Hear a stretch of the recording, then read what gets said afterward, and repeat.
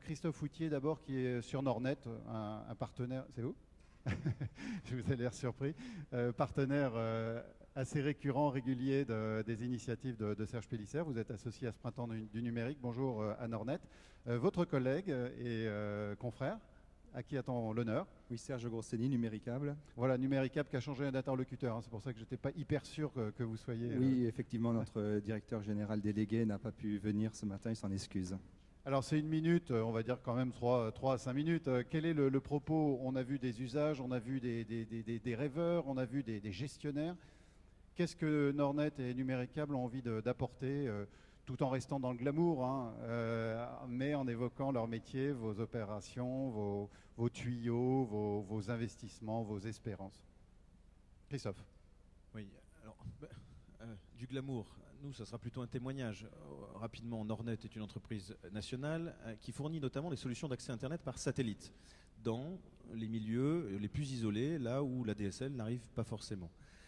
Une parabole installée sur l'habitation ou le local professionnel de l'entreprise permet aujourd'hui à tout le monde de bénéficier d'un accès à 20 mégas en descendant et 6 mégas en montant. Donc un accès véritablement qui permet des usages ludiques, bien évidemment, mais aussi des usages professionnels. Et le témoignage qu'on souhaite apporter aujourd'hui, c'est de dire que la moitié des clients que nous raccordons à l'Internet par satellite déclarent utiliser cette solution à des fins personnelles et professionnelles.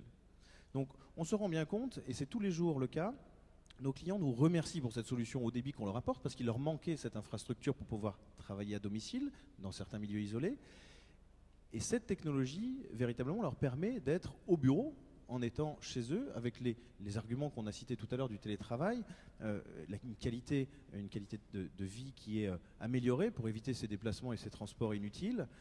Bref, aujourd'hui, une technologie existe, elle se développe depuis 4 ans, c'est l'Internet par satellite, et apporte justement, dans le monde rural, des possibilités de télétravailler ou de créer son entreprise. Parce que je ne sais pas si on a évoqué la différence. Finalement, un télétravailleur, il travaille peut-être pour quelqu'un, mais on a énormément d'auto-entrepreneurs qui décident de s'installer, de rester dans leur commune à laquelle ils sont attachés, et ils développent leur activité, quelquefois même à plusieurs, collaborent et génèrent de la valeur. Vous croyez que le fleurissement ou le bourgeonnement de télécentres dans les territoires, notamment ruraux, est lié à un acte, une volonté politique de décideurs locaux, ou plutôt c'est chez les créateurs, les porteurs de projets, c'est dans les réseaux professionnels d'artisans, de TPE qu'il s'agit d'aller chercher celui qui va porter et peut-être amener à recourir à vos services? C'est un cocktail d'acteurs. Je pense que j'ai lu quelques initiatives dans le Cantal, on en parlait tout à l'heure, mais les collectivités ont assisté, ont invité des gens à s'installer en milieu rural en leur facilitant leur installation. Je crois que si vous surfez sur le web, notamment sur le site The Village, vous retrouverez un témoignage, je crois, de quelqu'un qui habitait à Lille et qui a décidé de s'installer dans le Cantal. Il a été totalement accompagné par le département, que ce soit dans le fait de trouver un logement temporaire dans l'attente de s'installer, que ce soit dans la scolarisation des enfants. Donc je pense qu'il faut d'un côté des politiques qui vont aider des populations à s'installer dans le monde rural pour y travailler, et puis de l'autre côté des vocations, parce que je pense qu'être entrepreneur c'est avant tout une vocation, et donc de s'y installer avec des conditions confortables. Ces conditions peuvent être faites par les infrastructures, c'est vrai, la technologie, mais aussi bien évidemment par les politiques locales. Votre dernier étonnement dans le cadre d'une visite, d'une installation, d'une rencontre sur cet univers de l'essaimage d'activités dans les territoires via vos services ou vos modules, qu'est-ce qui vous a régénéré la pensée? Sur quoi vous vous êtes arrêté en vous disant tiens, il y a peut-être quelque chose à creuser, c'est nouveau ou c'est insolite? L'usage de notre technologie satellite insolite, c'est d'équiper un refuge à 3800 mètres d'altitude, par exemple, qui permet aujourd'hui, certes, alors non pas à des gens d'y télétravailler, oui, on est d'accord, mais en tous les cas, de pouvoir y passer du bon temps en toute sécurité, parce que les refuges de montagne doivent être accessibles en cas de pépin. Il faut bien qu'il y ait un moyen de contacter l'extérieur, et bien souvent, les relais GSM ne passent pas à cette altitude. Donc ça, c'est l'anecdote. Mais dans les usages, on a aujourd'hui, dans le domaine du tourisme, par exemple, énormément de gîtes, d'hôtels qui n'ont pas forcément forcément un accès au débit suffisant, alors que la demande première des vacanciers maintenant c'est y a-t-il une connexion Internet dans l'endroit que je loue pour y passer mes vacances. Donc, et ces vacanciers cherchent une connexion Internet dans ces lieux de vacances, pas forcément pour uniquement le loisir, mais aussi pour garder un lien avec l'entreprise, pour pouvoir utiliser leur doudou numérique qu'on ne quitte plus, hein, nos smartphones et autres, et garder un lien avec le monde de l'entreprise. On fera un lien un jour entre le burn-out et le numérique. Le collègue de Numéricable, peut-être une réaction comme ça pour vraiment qu'on soit pas trop dans un discours institutionnel ou de marque, mais qu'on soit vraiment lié à notre événement du printemps numérique et à ce qu'on s'est dit juste avant sur le télétravail. Quel est le commentaire que ça vous a suggéré? Aujourd'hui, je crois que l'attente est forte. Un télétravailleur a besoin, quand il arrive à son poste fixe, qu'il soit télétravailleur dans le cadre d'une entreprise ou indépendant, il a besoin d'un accès Internet très haut débit. Les services, les applicatifs qu'il utilise sont de plus en plus gourmands en termes de bande passante. D'un autre côté, quand il arrive, il a aussi besoin d'être en contact en permanence avec son entreprise, avec ses partenaires, qu'ils soient clients, fournisseurs. Donc il a aussi besoin de lignes de téléphone fixes. Donc c'est un ensemble de services dont il a besoin, et des services performants, pertinents et toujours disponibles. Et là, dans ce cadre, Numéricable, maintenant depuis 5 ans, a très lourdement investi à raison de plus de 200 millions d'euros chaque année. Donc c'est plus d'1 milliard que nous avons déjà mis dans les réseaux fibre optique, ce qui fait Numéricable aujourd'hui le numéro 1 en France des réseaux très haut débit fibre, devant l'opérateur historique, d'ailleurs France Télécom. Ça fait combien d'heureux ça d'utiliser? Alors les heureux, ça en fait quand même beaucoup, puisqu'aujourd'hui c'est 1,5 million d'abonnés qui au quotidien utilisent en très haut débit nos réseaux. Alors sur ces 1,5 million, il y a une part importante, une chose significative à noter, c'est qu'il n'y en a que c'est déjà beaucoup, 1,2 million chez Numéricable. Vous me direz, il en reste 300 000, un peu moins de 300 000. Ceux-là, ils sont chez d'autres opérateurs. Puisque les investissements que nous avons faits, d'ailleurs certains en co-investissement avec les collectivités, on pourra y revenir, d'autres opérateurs utilisent nos réseaux. La marque principale, c'est Bouygues Télécom. Donc à raison, à peu près, tous ces opérateurs représentent un peu moins de 300 000 lignes aujourd'hui dans nos réseaux. Donc nos réseaux sont ouverts. 70% pour parler chiffres, justement, abonnés, 70% aujourd'hui des abonnés très haut débit rentrent dans le réseau Numéricable. Donc sous un seul réseau. Puisque la particularité aussi, c'est que Numéricable, comme France Télécom, possède sa propre boucle locale. C'est une particularité, effectivement, en France. Vous avez face à vous des représentants, et peut-être pourquoi pas le représentant du Conseil général de l'Oise. À travers lui, ou à lui directement, quel est le message que vous avez envie ou la question que vous avez envie de porter? En fait, par rapport aux élus, peut-être deux messages. C'est des messages qui visent notamment le développement.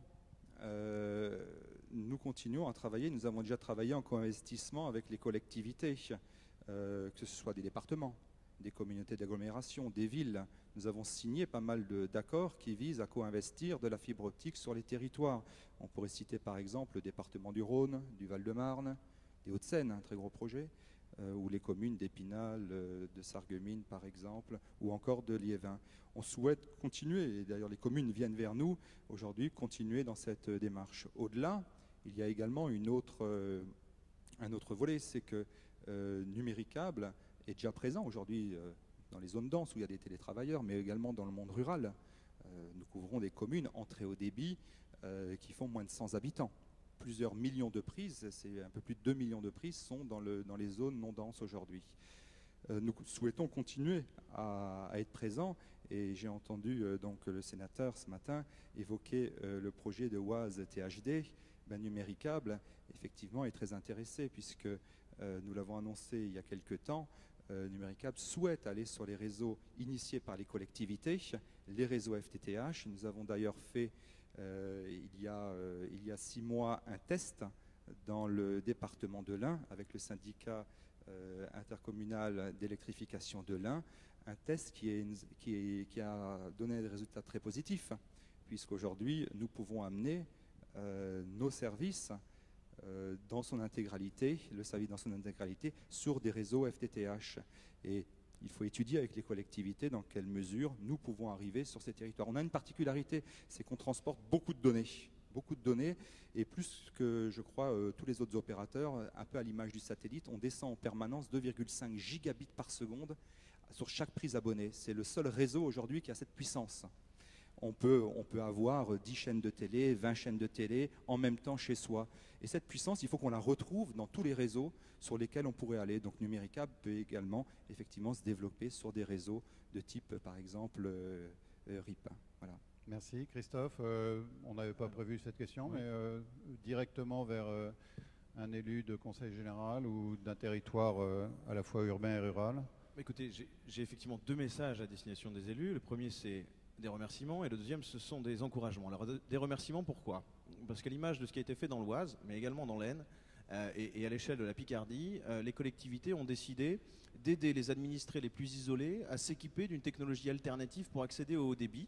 Oui, les collectivités, aujourd'hui, ces collectivités-là financent partiellement l'acquisition de la parabole qui permet de se connecter à l'Internet par satellite. Donc un premier message de remerciement à ces collectivités, nombreuses en France, mais elles sont présentes en Picardie, qui ont porté ces dispositifs de subvention. Et donc pour clôturer, un message d'encouragement à toutes les autres collectivités, je dirais, de France, qui n'ont pas encore intégré l'Internet par satellite dans leur schéma directeur d'aménagement numérique du territoire. Un encouragement, mais justement pour les inviter à intégrer cette technologie dans leur réflexion. On parle souvent des champions en ce moment, on essaye de savoir à quoi se raccrocher sur un plan économique au niveau international. Est-ce que la France, il y a une école française de l'infrastructure que vous représenteriez? On sait que le satellite, par exemple, fait la fierté de notre pays. Est-ce que vous-même, vous vous sentez finalement des référents à l'échelle internationale quant à vos technologies, vos services, vos discours? Notre technologie, elle est made in France, parce que finalement les satellites sont fabriqués en France et en Europe, et ils sont pour la plupart expédiés de Guyane. Donc on est sur effectivement un produit made in France. Voilà, si on peut répondre à cette question de cette manière-là, c'est une quelconque fierté. Numéricable, quand vous voyagez, vous vous sentez porteur d'une doctrine Aujourd'hui, au regard des investissements qu'on a déjà réalisés et surtout des abonnés qui rentrent aujourd'hui dans nos réseaux, du taux de recrutement, on est plutôt content. On a aussi développé, d'ailleurs vous pouvez avoir des démonstrations, elle est en bas dans le hall, une nouvelle box qui est très innovante, qui permet d'accéder aux services jusqu'à 200 mégas aujourd'hui. Si demain il faut ouvrir à 400, on ouvrira à 400 mégas. Ça n'est pas un problème avec notre réseau. Donc aujourd'hui, elle est ouverte à 200 mégas. Elle permet de voir plusieurs chaînes HD simultanément, donc là aussi nous avons investi, innové. Et de se mettre en connexion avec les réseaux sociaux, je crois, c'est chez vous ça? Oui, exact. On peut également paramétrer son compte Twitter, son compte Facebook et directement faire des captures d'écran, les envoyer sur son compte avec une télécommande biface. Vous avez un clavier sur la télécommande maintenant au dos, vous pouvez venir voir tout ça, c'est dans le hall. On est content d'avoir investi, innové. Et puis, oui, on est, je pense, aujourd'hui, et l'Observatoire de l'ARCEP le note, au point de vue de la qualité des différents paramètres, on est aujourd'hui dans les leaders. Voilà, merci de renvoyer à cette galerie des innovations qui est en bas et qui sera un beau site d'accueil aussi pour prendre un verre dans quelques instants. On finit avec vous et The Village. C'est un portail d'information qui parle de coworking, de trucs, enfin tout cet environnement des nouvelles méthodes de travail, de management, de gestion de son emploi du temps. Xavier de Masno, une petite question d'abord. Le livre blanc du télétravail que vous venez de sortir à l'issue d'un Tour de France qu'avait peut-être évoqué Johan Duriot, c'était le même? C'est le même Tour de France. Vous en êtes le co-organisateur avec The Village. Ce livre blanc, il défend quoi comme idée majeure? J'ai pas envie de tout lire. Vous me donnez les 7 lignes que je dois lire indispensablement. Alors oui, The Village est l'un des 3 co-organisateurs avec OpenScope, l'organisation de Johan, et LBMG Work Lives Néo-Nomades qui ont réalisé le petit film que vous avez vu en introduction. Donc on a entre octobre et fin décembre, avec une étape finale fin mars, on a en 11 étapes observé ces pratiques plus ou moins émergentes des nouvelles formes de travail, du télétravail, du coworking, comment les entreprises, comment les collectivités locales le mettaient en œuvre, comment on mettait en œuvre les tiers-lieux, quelles étaient les politiques. Et on s'est aperçu finalement que la réalité était beaucoup plus riche, enthousiasmante qu'on le pensait généralement. D'accord. Première question, on en a 3 au total. On en est convenu, ça vous facilite le tremplin, disons. Vous parlez d'une révolution qui se cache derrière le télétravail. Encore une révolution. Décidément, ces pauvres entrepreneurs, ils sont terriblement impactés. J'espère qu'on a beaucoup d'empathie pour eux. Quelle est cette révolution plutôt de type ressources humaines que vous évoquez? Alors, la révolution, elle est douce, elle est silencieuse. Et pour continuer ce qu'évoquait Nicole tout à l'heure, la réalité, elle est cachée par peut-être nos habitudes et nos modes de pensée cartésiens. On vit encore sous la doctrine de la data d'il y a 20 ans, qui affectait un lieu à une fonction. Aujourd'hui, on n'est plus du tout dans cet état de fait.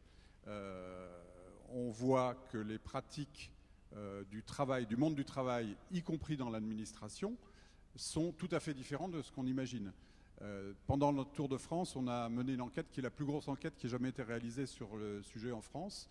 Et on a constaté, on a chiffré que 73% des salariés étaient demandeurs de ces nouvelles formes et que la moitié se faisait retoquer par leur manager, par leur employeur. Donc il y a des grosses aspirations. Pour continuer sur le ton qu'a utilisé Nicole tout à l'heure, c'est où je veux, quand je veux et comme je veux le travail. Je suis le manager de proximité d'un gaillard. Il me dit j'ai envie de travailler chez moi, chef, je suis sûr que j'en suis capable. C'est quoi la qualité que vous devez déterminer, que je dois déterminer chez ce collaborateur pour être certain qu'il va faire un bon télétravailleur? Parce qu'il y en a aussi, au bout de 6 mois, ils reviennent, chef, je veux revenir. Vous retombez vous-même dans ces travers dont je parlais. Vous réduisez ça au télétravail. Le télétravail est un aspect. Donc, pour répondre en vitesse à votre sous-question, la qualité, c'est l'autonomie. Et en fait, vous avez énormément de gens qui sont à la fois volontaires et autonomes. Le problème, c'est pas tellement du côté du salarié, c'est plutôt du côté du manager. On l'a dit tout à l'heure, c'est le middle management qui coince. Donc, cette révolution en cours, elle s'appuie aussi sur des lieux. Et là, les collectivités locales ont un rôle à jouer, surtout en territoire rural. En ville, il n'y a pas de problème. Le marché répond tout à fait. Toutes les expériences de coworking de ces centres, de ces lieux, ces tiers-lieux de travail professionnels, on le voit dans toutes les grandes villes du monde, ça fonctionne. Il y a des modèles économiques, les gens gagnent leur vie, équilibrent leurs comptes, ça fonctionne très bien. Là où ça pose un problème, c'est dans les territoires périurbains et surtout dans les territoires ruraux, où on a besoin d'investissements publics, au moins pour démarrer et lancer ces projets. Pénultième question, comme on dit joliment quand on croit faire de la littérature. Xavier de Masneau, regardez notre auditoire, d'ailleurs vous me regardez beaucoup, je suis un peu gêné. Vous dites que le télétravail est un bon levier de développement pour les territoires ruraux, mais...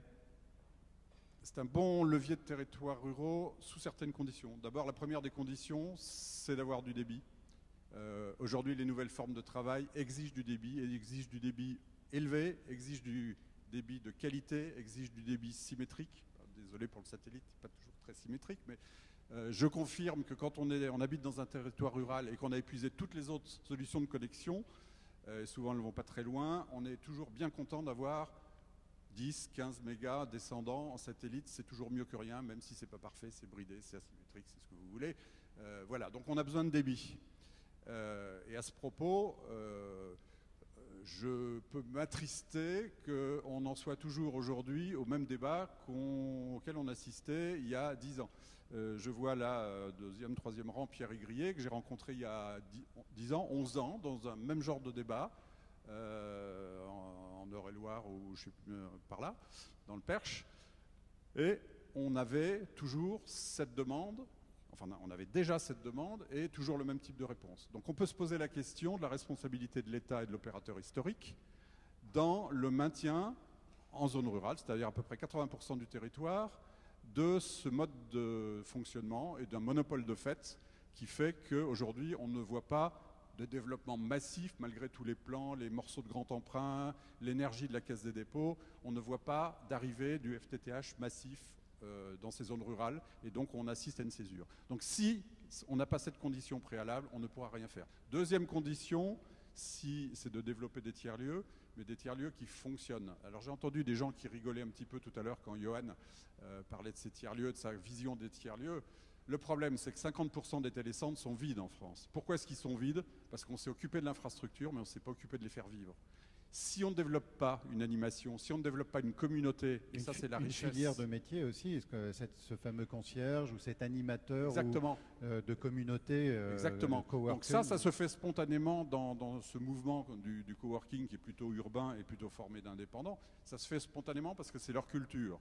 C'est même un phénomène petit, émergent, mais qui est en train de se distiller. Et je vois je suis à l'origine dans mon département de l'Orne de la création de ce réseau de télécentres qui fonctionne. On a créé 10 télécentres. On va en avoir peut-être 12 l'année prochaine.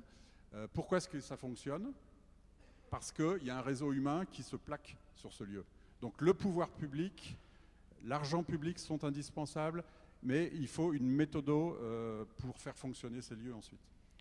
On termine sur une note favorable, positive que vous souhaitiez apporter. On n'est pas si en retard que ça en matière de nouveaux modes de travail.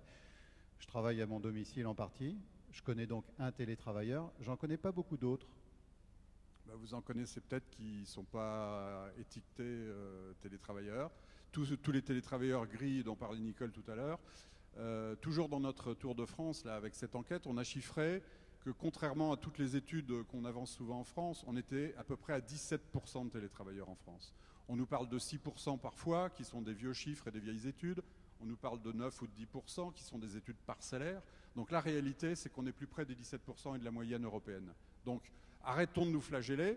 Alors il y a beaucoup de choses à faire, et en particulier, il y a un fort réservoir dans les administrations locales et les administrations de l'État.